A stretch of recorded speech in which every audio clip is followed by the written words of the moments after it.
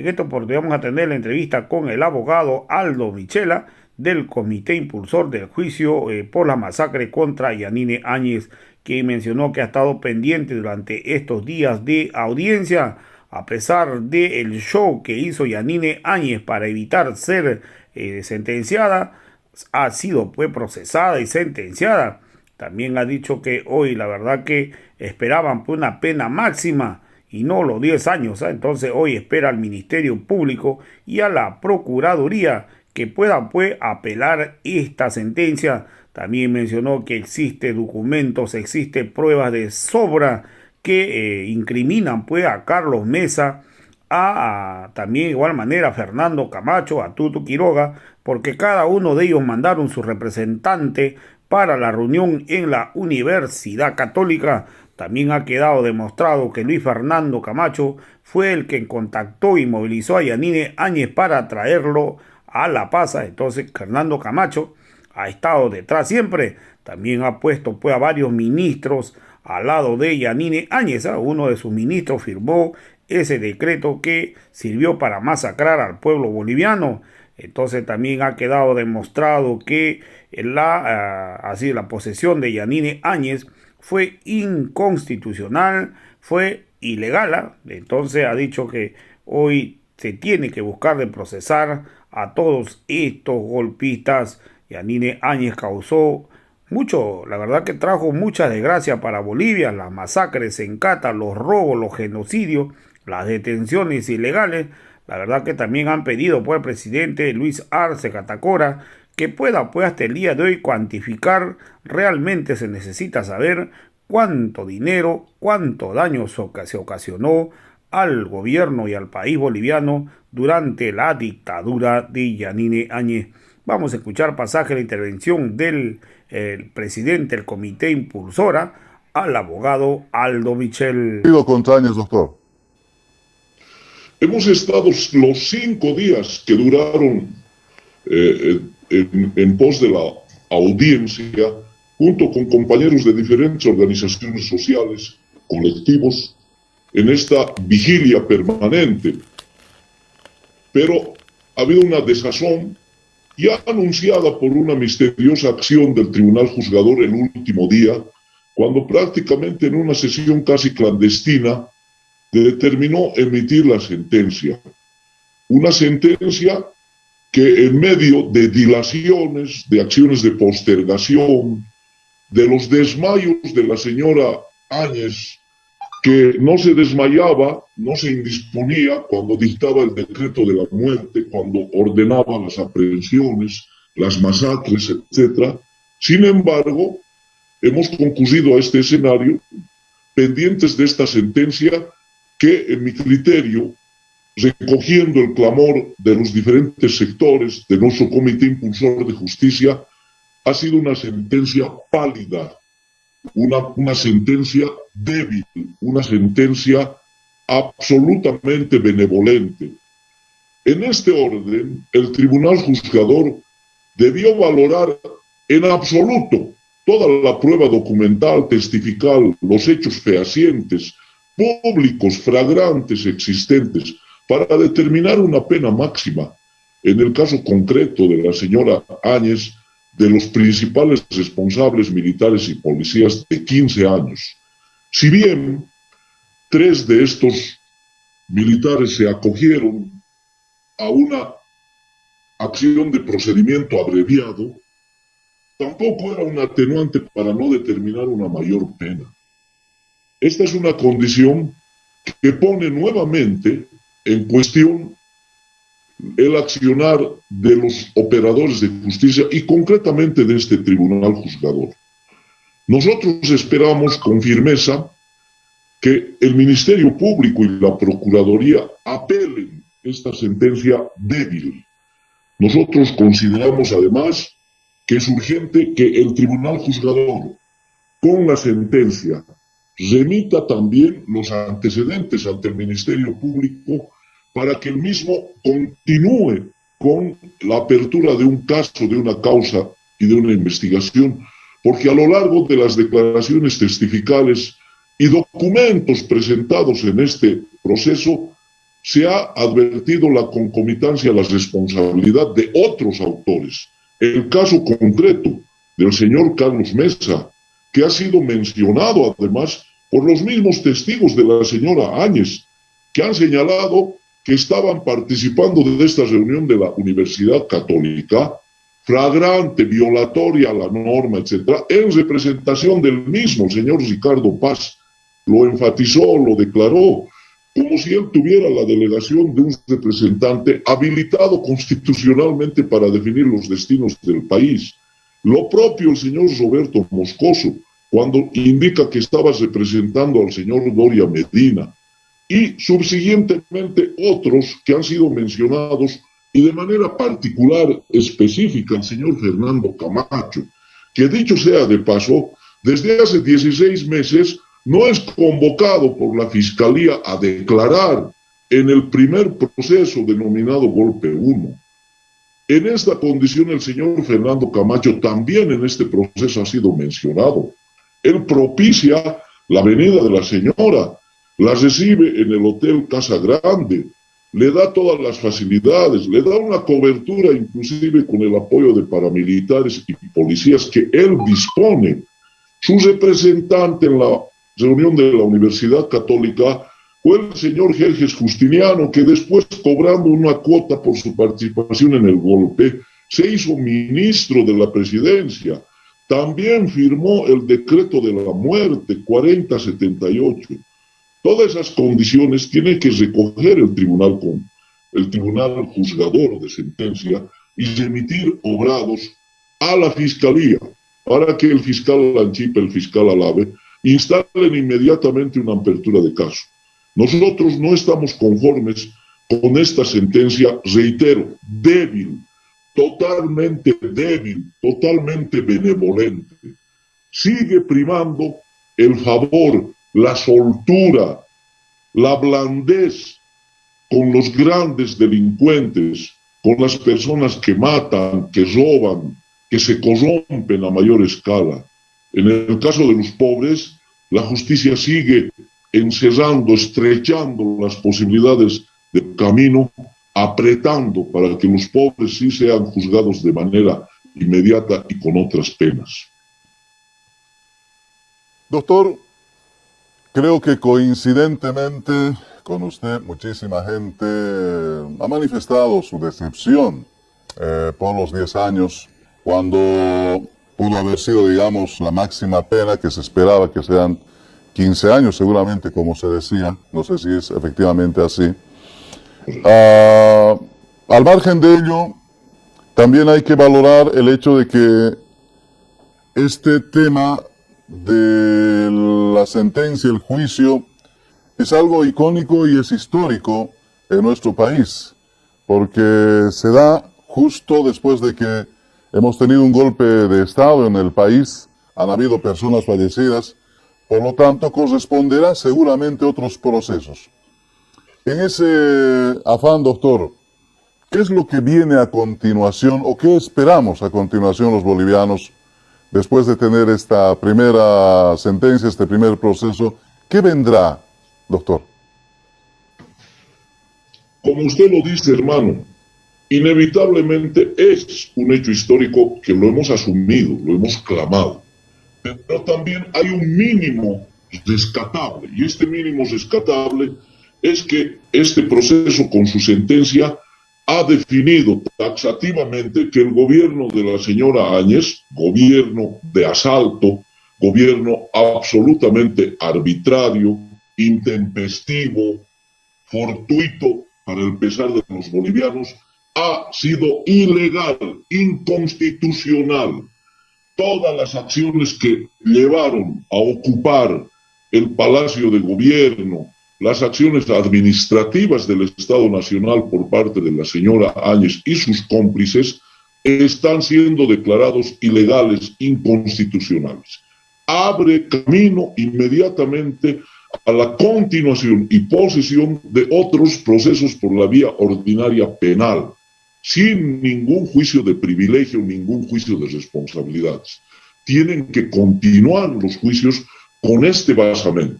En adelante están planteados los procesos por los delitos grandes cometidos. Las masacres de Sencata, Sacaba, Guayani, El Pedregal, Montero, las persecuciones, detenciones políticas extrajudiciales, abusivas, los robos, las acciones de genocidio y particularmente algo que estamos empujando, lo hemos planteado y está en manos de los fiscales, es el juicio por el decreto de la muerte, por el 4078, que fue un decreto para dar carta blanca a matar para los militares, para los policías, para la represión. Este es un hecho que debe plantearse en adelante y continuar con todos los procesos por la vía ordinaria penal.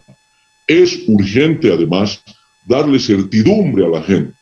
Si bien tenemos esta sentencia pálida, esta sentencia además por dos tipos penales menores, tenemos en el horizonte la urgente necesidad de llevar adelante los procesos por los delitos mayores cometidos por esta última dictadura. ¿Cómo ha sentido este proceso haciendo una evaluación en las declaraciones que hace Áñez en todo este tiempo? Muchos estábamos esperando que haya muchas revelaciones de repente, ¿no? Es decir, Áñez sabía cómo se estableció el golpe, cómo se desarrolló una reunión en la Universidad Católica, cómo es que la traen, quiénes deciden, quiénes definen todo esto. Esperábamos revelación de nombres cuando de repente no hay mucho de esto. No habló mucho de Murillo, por ejemplo, doctor. No dijo casi nada de Murillo, además de decirle que es un traidor en algún momento. Invitó a sus exministros Ortiz a declarar. No vino ni Ortiz ni otra ministra. Al final desaparecieron sus ministros colaboradores y ella solamente atinó a decir que cada quien responderá ante la justicia divina. Pero, ¿cómo evalúa si hay declaraciones importantes, hasta reveladoras o no han habido? Esperábamos muchos que pueda haber esto, doctor. ¿Cómo ha sentido usted el tema? A ver, hay dos aristas que se han vuelto a unir. A partir del silencio de la señora Áñez, está el otro elemento. Hay un pacto de silencio, hay un pacto todavía de interdependencia entre la señora Áñez y los principales responsables del golpe de 2019. Carlos Mesa, Fernando Camacho, Tuto Quiroga, Doria Medina y otros. Este cordón umbilical que todavía no se ha roto ha reposesionado una matriz que dice la señora Áñez en sus declaraciones y que es la representación de un argumento fallido, de una ficción jurídica, de lo que han inventado los golpistas a partir de las instrucciones de la embajada, de los organismos como USAID, la NED, y es, en primera instancia, el supuesto fraude y el supuesto vacío de poder. Nuevamente hemos escuchado por parte de Mesa, de Camacho, Tuto Quiroga y otros, el cacareo de que la señora Áñez asumió ante un vacío de poder y ante un fraude. Ambos aspectos inexistentes, probados ya en este proceso. Pero esta condición de la señora Áñez, todavía dependiente de este cordón umbilical, se ha debilitado. Sus mismos testigos, el señor Ortiz y otros, no han acudido a declarar, porque saben y se han ubicado en la expectativa, en la perspectiva de que su declaración también podría convertirse en un acto de compromiso, de reconocimiento de su participación en el golpe. Esto ahora políticamente lo están posesionando. El cinismo atrevido, la sinvergüenzura de Carlos Mesa, de Fernando Camacho y otros, ahora está pretendiendo desconocer la valía, la resolución, el carácter legal de la sentencia. Y es más, en esta su carente y su falta total de argumento legal constitucional, ahora quieren apelar a organismos internacionales, dice, han recolectado firmas de presidentes corruptos, de expresidentes que han sido echados por el pueblo en sus diferentes países por actos de corrupción, de expresidentes que han reprimido al pueblo. Ahí está la condición del expresidente de Colombia, ahí está la condición de Macri y de otros que nuevamente ahora están haciendo coro. Dice que para pretender la liberación de la señora Áñez, porque desconocen las leyes bolivianas, desconocen la soberanía boliviana de ejecutar nuestra justicia, desconocen nuestros tribunales y desconocen nuestra constitución. Eso está siendo ahora nuevamente emplazado por Camacho, por Mesa, y ha sido repetido también por la señora Áñez, en un ámbito absolutamente carente, pobrísimo. La elaboración de sus abogados, pobremente, patéticamente, no ha sido otra que la dilación, la maniobra y la reposición, el replanteamiento de estos argumentos carcomidos, gastados, oxidados, como son los de fraude y de vacío de poder. En efecto, doctor, algo que de repente llama la atención y no sé cómo lo considera usted para un futuro, digamos, en todo este proceso que esperemos los bolivianos continúe, porque hay muchos delitos que la Áñez hizo durante el gobierno de facto y dictatorial en la que estuvo. Dijo ella que tenía el gobierno pero no tenía el poder. Entre las declaraciones que hace, ¿qué significará esto en el futuro cuando, por ejemplo, hemos tenido ese decreto maldito que le daba permiso, como usted decía, a matar a la gente, y lo han hecho así, en Sacaba y en Sencata? Cuando hacen inversiones totalmente inoperantes en las compras de equipos para el COVID, cuando utilizan armamentos para dejar a la gente en su hogar, ¿quién estaba entonces con el poder?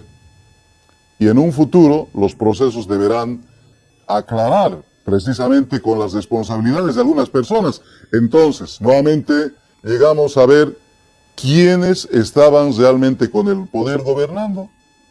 ¿Qué opina, doctor? Como usted lo dice con propiedad, estimado hermano, hay un abanico, una variedad de delitos que se han cometido durante los 11 meses de dictadura de la señora Áñez. Desde el incumplimiento de deberes, pasando por la corrupción, pasando por la disposición de recursos, pasando por la concomitancia que ha tenido el gobierno de la señora Áñez con el narcotráfico, hasta el genocidio. Y en este escenario tendrán que surgir muchos elementos que determinen además los verdaderos orígenes del poder, de la hegemonía que se manejaba.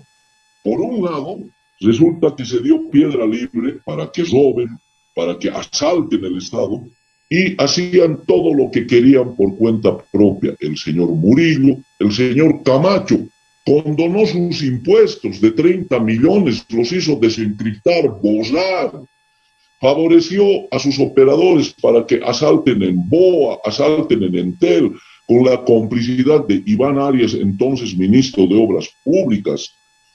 Determinaron además a partir de esta condición la licencia para que aviones aterricen con el permiso de Asana en Guayaramerín, en Riberalta, para el narcotráfico. Determinaron además otras acciones, pero también hubo alguien detrás de cortinas, detrás de bambalinas. El imperio, pues, las agencias, la USAID, que es agencia de la CIA, la NED, que posesionaron acciones de control directo sobre el gobierno de esta señora. Por eso se adquirió, se contrató el endeudamiento externo, que ahora no sabe nadie sabe cómo lo han dispuesto. Nos endeudaron ilegal, irregularmente, sin el permiso, sin el aval de la Asamblea Legislativa. Empujaron además el desmantelamiento de todo lo avanzado en el proceso de construcción estatal, de descapitalización, de desprivatización. empezaron a destrozar toda la matriz productiva de la producción de litio en Uyuni, desmontaron la fábrica de Uria, dañaron económicamente al país, y eso que no se piense que se les ha ocurrido a los golpistas. Esta acción fue encomendada por las agencias del imperio, porque el objetivo central y esencial, aparte de sacar al indio del poder, como lo dijeron, era hacerse de nuestra condición económica en la producción de recursos naturales, del litio esencialmente, y de otros espacios para volver al pasado. Por eso contrajeron ese endeudamiento externo, otorgaron créditos, otorgaron ayuda, entre comillas, internacional, para que los golpistas se la roben. Hasta este momento es una barbaridad, no se ha hecho una cuantificación del daño económico al Estado plurinacional de Bolivia, a los bolivianos. Debió el gobierno ya hacer una cuantificación en los diferentes ministerios, en las diferentes áreas económicas, porque tiene que correr también un proceso fuerte por la responsabilidad de daño económico al Estado plurinacional de Bolivia. Estos han sido los escenarios que se han profesionado y que se han implementado durante los 11 meses de terrorismo de Estado y de desgobierno que han sumido a nuestro país a una crisis profunda que felizmente ahora la estamos recuperando en alguna certidumbre económica que existe. Hay otros responsables, junto con Áñez, no es Áñez la única. Antes de su ingreso a la autoproclamación, hay personalidades que han estado con ella. Bueno, personalidades quizás mucho decir, personas que han estado con ella, impulsando. Y después, cuando se autoproclama, han habido otras personas que también han estado ya gobernando con ella. Entonces la gente espera que haya un proceso con todas estas personas. Hablemos de Tuto Quiroga, Carlos Mesa, Doria Medina, Camacho y otros que están en la lista tan larga que fueron parte del golpe de Estado. El caso golpe de Estado 2, no sé si terminó con la sentencia de 10 años, van a haber apelaciones como lo han dicho, pero tenemos ahí el caso golpe de Estado 1. Algunos hablan de un caso golpe de Estado 3. ¿En qué momento viene el proceso por los asesinatos de Sacaba y Sencata? ¿Quiénes lo van a hacer? ¿En qué momento hablaríamos de juicios ordinarios a Carlos Mesa y todas estas personas que hemos mencionado? Doctor. En primera instancia está el proceso denominado Golpe 1, que está estancado, que está absolutamente empantanada. Y lo digo con claridad, por la acción inoperante, casi omisiva, de los fiscales Lanchipa y el fiscal Alabe La Paz. Nosotros venimos clamando la reposición de estas actuaciones desde hace más de 8 meses. En segunda instancia están los procesos ordinarios que se han planteado. Hay un proceso por los hechos de Sacaba, posesionado en Guayani, llevado adelante en Cochabamba, que también está estancado, que tiene que continuar. Hay un proceso por tortura, por detenciones arbitrarias, iniciado ya en diciembre del pasado año, que está igual estancado contra Murillo, contra la señora Áñez. Y nosotros, hace un mes, hemos planteado el inicio de una investigación para proceso en el caso del decreto 4078, el decreto de la muerte, que desencadena pues las muertes de Sacaba, Guayani, de Sencata, del Pedregal, etcétera, desencadena estas masacres tenebrosas. Y nosotros hemos planteado ahí un tipo penal concreto, de genocidio, que es 30 años de cárceles. Adyacente a la responsabilidad del gabinete en pleno, son 16 ministros que firmaron este decreto, está también emplazada la responsabilidad de Mesa, de Camacho, de Tuto Quiroga y de todos los que fueron los responsables de la posesión, de la presencia, de la irrupción de este gobierno de facto. Está ya en manos del Tribunal de Justicia remitir obrados para alimentar todos estos procesos ordinarios que deben plantearse y continuarse por la vía penal ordinaria. Cuidado que con la conclusión de este proceso, estas oscuras intenciones, esta mano negra que hay que decirlo, en el ámbito de algún ministerio de nuestro gobierno, esté reposesionando el borrón y cuenta nueva, el juicio de responsabilidades, o sencillamente que ya está todo juzgado y que los bolivianos tenemos que ir en paz, tenemos que conciliarnos. Esa pacificación que dice la señora Áñez, que ha sido la razón de su presencia en el gobierno, que es ahora pacificación, con muertos, con perseguidos, con robos. Este es un otro escenario. Todos tenemos que unirnos, aunar esfuerzos y llevar adelante la acción de juzgamiento a todos los responsables del golpe de Estado, pero además de las acciones de robo, de saqueo, de violación a los derechos humanos. Ese es nuestro clamor de justicia.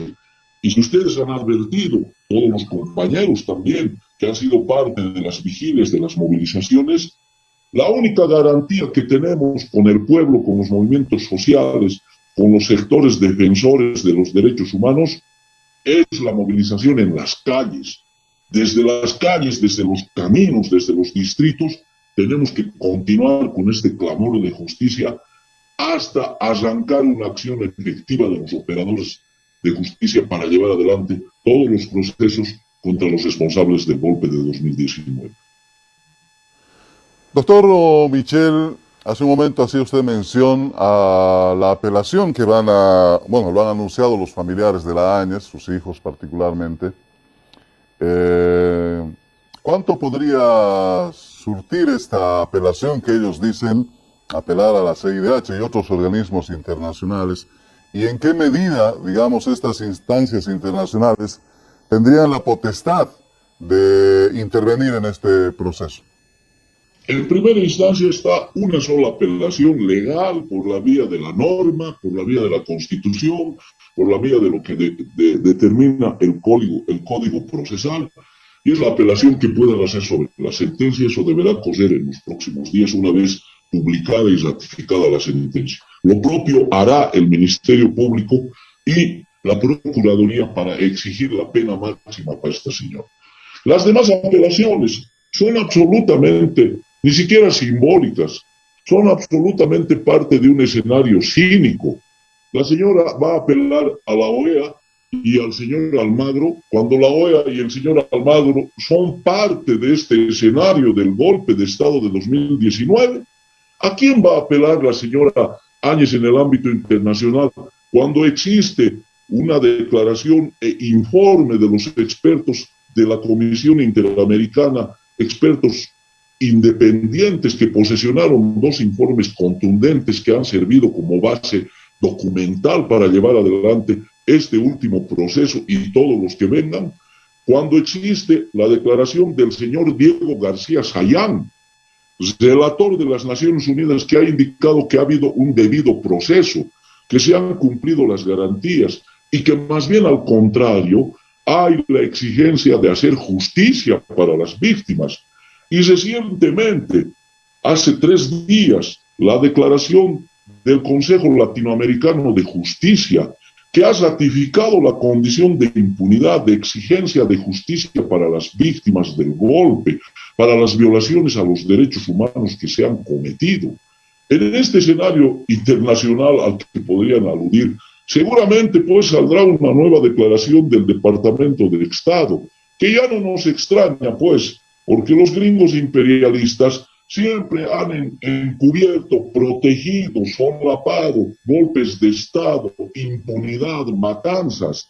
Por eso lo tienen pues como su alojado de honor al señor Sánchez Berzaín, al señor Sánchez de Lozada, a todo su gabinete.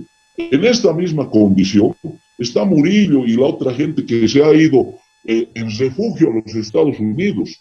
Nosotros no esperamos otra cosa que no sea la solidez de los informes internacionales que ya determinaron que en Bolivia se cometieron graves actos de violación a los derechos humanos, se violentó la democracia y se interrumpió el ciclo constitucional.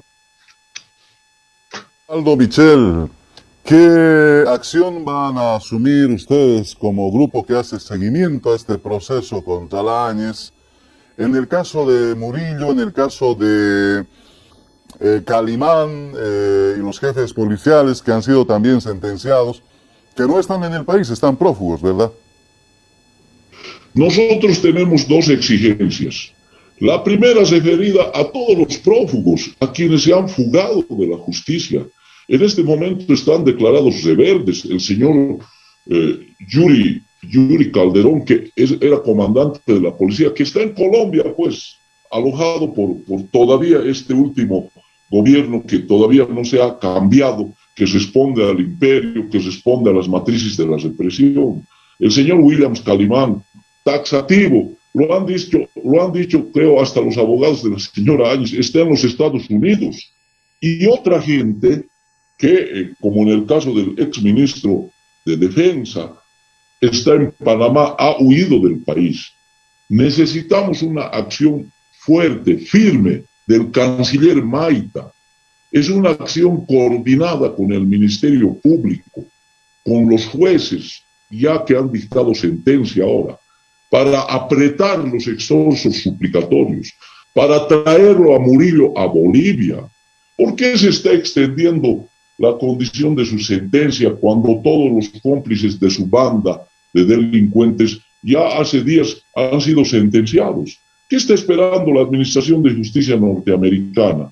¿Por qué lo tienen ahí? Hay una acción de protección política, de negocio. La Administración de Justicia norteamericana además sabe que el señor Murillo ha tenido concomitancia con el narcotráfico. Se han extraviado 400 kilos de droga en una entrega pública que hicieron, y un representante de Naciones Unidas lo denunció. En las narices de la DEA, en las narices del FBI está toda esa prueba. ¿Por qué siguen siendo tolerantes con Murillo? ¿Qué están preparando? Tiene que apretarse una condición soberana, fuerte, firme. Por eso hemos votado los bolivianos masivamente en octubre de 2020. El canciller Maita, el ministro de Justicia, tienen que ser firmes, fuertes, con los operadores de justicia para traerlos a estos delincuentes al país. Eso claman los bolivianos. Nosotros tenemos dignidad, tenemos soberanía, tenemos capacidad para administrar nuestra justicia. Murillo, sus cómplices, López y otros que se han fugado del país, tienen que purgar cárcel aquí, en Bolivia. Esa es la condición que vamos a asumir, reclamar, presionar como Comité Impulsor de Justicia. Finalmente, doctor, imagino solamente que ahora que hay una sentencia contra la Áñez en la cárcel donde se encuentra allá en Miraflores, con varios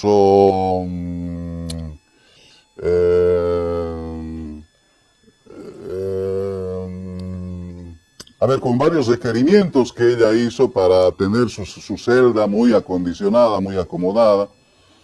Estas condiciones cambiarán, no sé, seguro va a ser información, pero en pocos días esto, de cómo estará la Áñez ahora al interior de la cárcel. ¿Van a hacer todavía ustedes alguna acción más complementaria, doctor, en relación al proceso que ha tenido su sentencia final?